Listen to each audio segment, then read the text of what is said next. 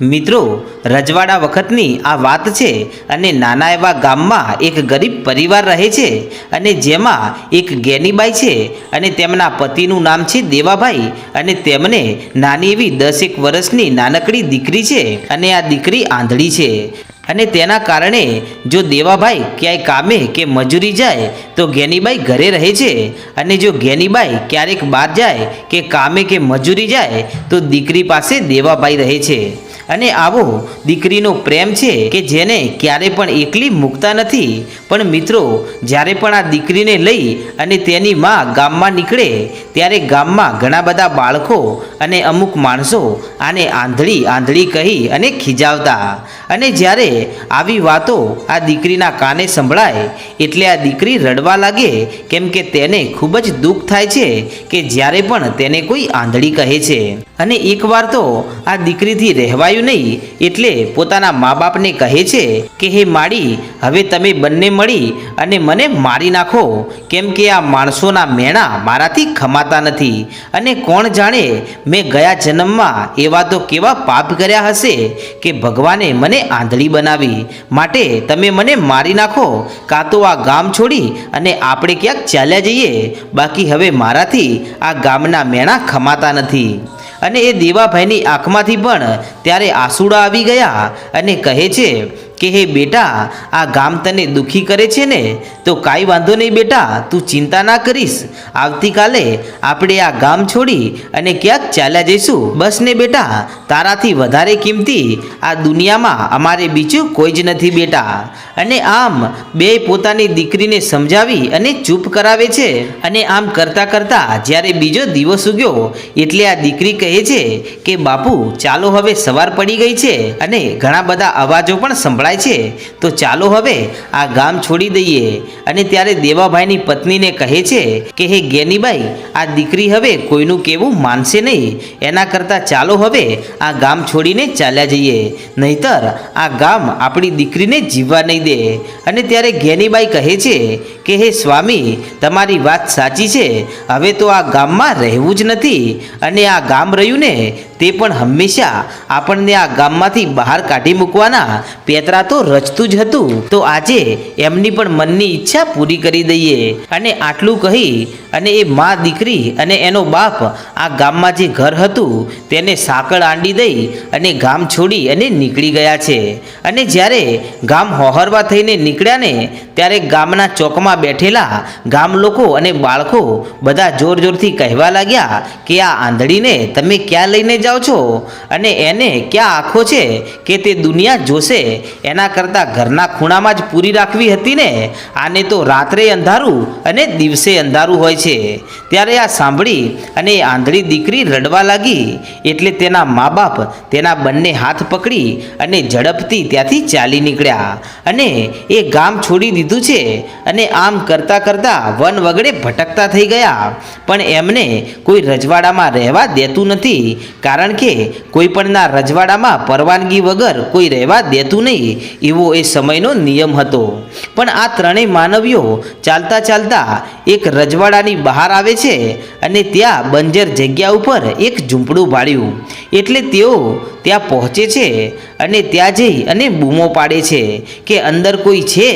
અને એ ઝૂંપડીમાંથી ત્યારે 12 વર્ષની એક દીકરી બહાર આવી અને કહે છે કે હા કાકા, બોલો શું કામ છે? ત્યારે દેવાભાઈ કહે છે કે બેટા, તારા મા બાપ ક્યાં છે? કે કાકા મજૂરી કરવા ગયેલા છે, તો હમણાં આવતા હશે।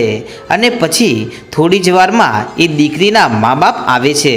એટલે દેવાભાઈ તેમને મળે છે અને તેમની સાથે બનેલી બધી ઘટના પેલા ઝૂંપડામાં રહેતા એ ભાઈને કરે છે।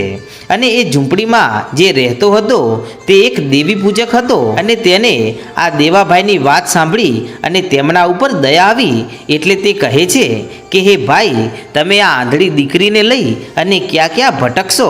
એના કરતાં અહીંયા મારી બાજુમાં ઝૂંપડી બનાવી અને રહેવા લાગો, અને કદાચ અહીંયા કોઈ રાજઘરના માણસો આવશે તો હું એમને કહી દઈશ કે આ તો મારા સગા સંબંધી છે અને તેમના પ્રદેશમાં દુકાળ પડ્યો છે એટલે થોડોક સમય વિતાવવા અહીંયા આવ્યા છે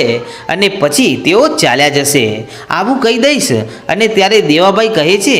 કે ભાઈ તમારો ખૂબ ખૂબ આભાર આટલું કહી અને બાજુમાં તેમની એક ઝૂંપડી બનાવે છે અને તેઓ પણ એ દેવી પૂજકની બાજુમાં રહેવા લાગ્યા। અને ત્યારે એ દેવી પૂજકની દીકરી કે જે રોજ વગડે એકલી રહેતી હતી તેને આ જ્ઞાનીબાઈની દીકરી સાથે હવે મિત્રતા બંધાણી। અને પછી તો પેલા ચારેય માનવીઓ મજૂરી કરવા જાય અને આ બંને દીકરીઓ આખો દિવસ હળીમળી અને રમે છે અને સાથે રહે છે। અને આમ કરતાં કરતાં થોડાક દિવસો વીત્યા અને એક દિવસની વાત છે અને આ જ્ઞાનીબાઈની દીકરીને રમતા રમતા આંસુડા આવ્યા અને ત્યારે આ દેવી પૂજકની દીકરી કહે છે કે હે બહેન તારી આંખમાં આંસુ। અને ત્યારે પેલી દીકરી કહે છે કે શું તું આ દુનિયા જોઈ શકે છે? ત્યારે પેલી દેવી પૂજકની દીકરી કહે છે કે હા હું તો મારી આંખોથી બધું જ જોઈ શકું છું। ત્યારે પેલી આંધળી દીકરી કહે છે કે હે બહેન મારે પણ મારી આંખોથી આ દુનિયા જોવી છે અને મારે પણ મારા મા બાપ જોવા છે। અને આમ કહી અને એ દીકરી ત્યાં રડવા લાગી છે। અને ત્યારે પેલી દેવી પૂજકની દીકરી તેના આંસુડા લૂછી અને કહે છે કે બહેન તું રડીશ નહીં અને જો રડશે ને તો હવે આ તારી બેનપણી પણ રડવા લાગશે। અને ત્યારે આંધળી દીકરી એટલું બોલી કે શું દુનિયામાં એવું કોઈ જ નથી કે જેનાથી હું જોઈ શકું અને શું હું મારી આખી જિંદગી આમ આંધળી જ રહીશ? અને ત્યારે પેલી દેવી પૂજકની દીકરી કહે છે કે ના ના એવું નથી, મારા ઘરે એક વ્યક્તિ એવું છે કે જે ધારે ને તો તને તારી આ આંધળી આંખે તને દેખતી કરી શકે છે। અને આટલું સાંભળતાની સાથે તો એ આંધળી દીકરી બોલી કે તો હે બહેન મને તો જણાવ કે એ કોણ છે અને મારે તેની પાસે જ આવવું છે અને મારે મારી આંખોથી આ દુનિયાને જોવી છે, તો તું મને હાલ જ તેના વિશે જણાવ। અને ત્યારે એ દેવી પૂજકની દીકરી એટલું કહે છે કે મારા ઘરે મારા બાપ દાદા વખતની એક માતા મેલડી દેવ પૂજાય છે અને મારા મા બાપ રોજ સાંજ સવાર તેને ઘીના દીવા કરે છે અને તેમણે મને કહેલું કે આ માતા મેલડી છે અને તેની પાસે આપણે જે કાંઈ પણ માગીએ ને તે બધું જ આપે છે અને પછી તો એ શક્ય હોય કે ના હોય પણ માતા મેલડી તે જરૂર આપે છે। અને ત્યારે એ આંધળી દીકરી કહે છે કે હે બહેન તો તે શું માગ્યું તેમની પાસે? અને ત્યારે પેલી દીકરી કહે છે કે મેં તો આજ દિવસ સુધી કાંઈ માગી જ નથી, કેમ કે મારી મા કહેતી હતી કે આપણે કોઈ વસ્તુની જરૂર હોય તો જ તેની પાસે મંગાય, બાકી કાંઈ મંગાય નહીં। અને ત્યારે આ આંધળી દીકરી કહે છે કે હું તારી મેલડીમાંના રોજ સાંજ સવાર દીવા કરીશ તો શું એમાં મેલડી મને આંખો આપશે? કે બહેન અમારી માં મેલડી રહીને એ દીકરા આપે છે અને મરેલા મરદા પણ બેઠા કરે છે, તો પછી તારી આંખો તો કાંઈ જ ના કહેવાય। અને આમ આ દેવી પૂજકની દીકરીનો આટલો શબ્દ સાંભળતાની સાથે તો તેના મગજમાં ઉતરી ગયો કે હવે તો જો આ આંખો આપે ને તો એ દેવી પૂજકની માતા મેલડી જ આપે, બાકી દુનિયામાં બીજા કોઈની તાકાત નથી। અને આમ કરતાં કરતાં સાંજ પડી અને જ્યારે જ્ઞાનીબાઈ અને દેવાભાઈ મજૂરી કરી અને ઘરે આવ્યા ત્યારે આ દીકરી કહે છે કે બાપુ મને થોડુંક ઘી ક્યાંથી લઈ આપો? કે બેટા તારે ઘી શું કરવું છે? કે બાપુ મારે સામે જે કાકા રહે છે ને એમની માતા મેલડીના ધૂપ દીવા કરવા છે। અને ત્યારે આ દેવાભાઈ તેમની દીકરીને હંમેશા બધી જીદ પૂરી કરતા અને આજે પણ તેમણે એ દીકરીને ઘી લઈ આપ્યું। અને પછી તો આ આંધળી દીકરી તેની બહેનપણીનો સહારો લઈ અને રોજ સાંજ સવાર માતા મેલડીની પૂજા ભક્તિ અને દીવા કરે છે। અને ત્યારે તેને આવું કરતા કોઈ રોકતું નથી। અને આમ કરતાં કરતાં લગભગ 5 મહિના વીત્યા અને 5 મહિના વીતવા પછી આ આંધળી દીકરીને રોજ નિયમ થઈ ગયો છે અને હવે તો સવાર સાંજ દીવા કરવાનો તેનો નિત્યક્રમ છે અને હવે તે દીવા ધૂપ કરવાની તેને આદત પડી ગઈ છે અને એક પણ દિવસ તે ભૂલતી નથી। અને આમ કરતાં કરતાં 6 મહિના વીત્યા અને ચોમાસાની ઋતુ આવી અને ચોમાસાની ઋતુ આવવાથી વરસાદ મુશળધાર પડવા લાગ્યો અને આમ ચારે માનવીઓ ચોમાસામાં મજૂરી મળતી હતી તે બંધ થઈ ગઈ અને મજૂરી ના મળતા તેમના ઘરે હવે ખાવાના ફાફા પડવા લાગ્યા। અને ત્યારે આ બાજુ દીકરીને તો રોજ માતા મેલડીને દીવા ધૂપ કરવાની આદત છે અને તેને હવે ઘી ખૂટ્યું એટલે આ આંધળી દીકરી કહે છે કે બાપુ મને ઘી લઈ આપો, મને માતા મેલડીના દીવા ભરવા જવું છે।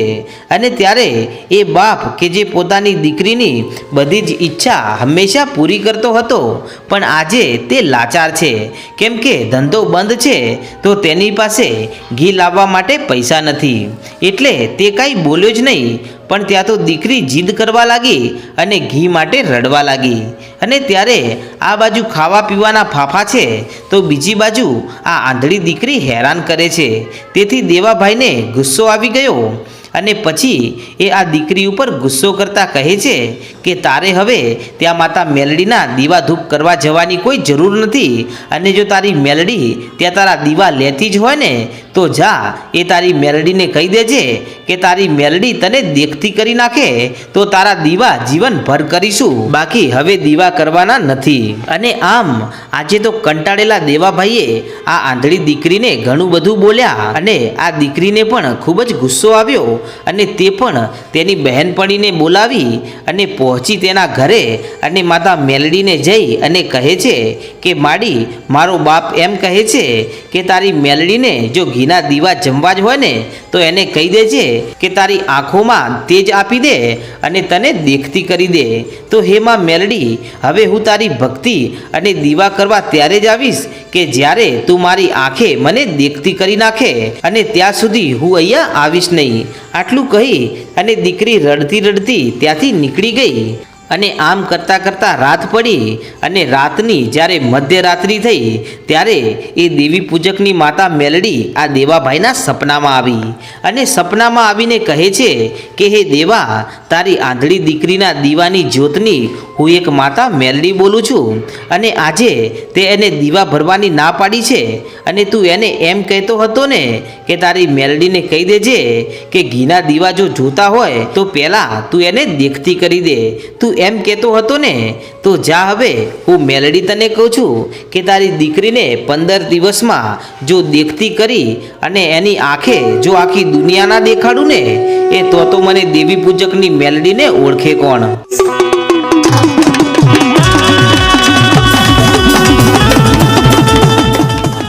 આટલું કહી અને માતા મેલડી તો અંતર ધ્યાન થઈ ગયા અને આ વાત દેવાભાઈએ તેની પત્ની જ્ઞાનીબાઈને કહી અને ત્યારે જ્ઞાનીબાઈ કહે છે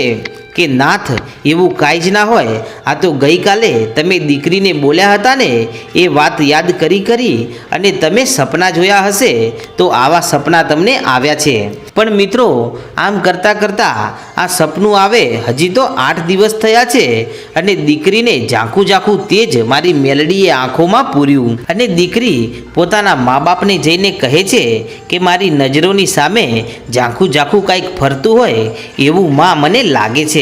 પણ આમ કરતાં કરતાં 10 દિવસ થયા અને ત્યારે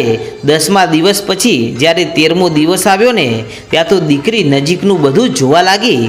અને પોતાના બાપુને અને પોતાની માને જોઈ અને હરખાય છે અને કહે છે કે હે માડી હવે હું તમને જોઈ શકું છું, તમે કેવા છો એ પણ મને તમે દેખાઈ રહ્યા છો।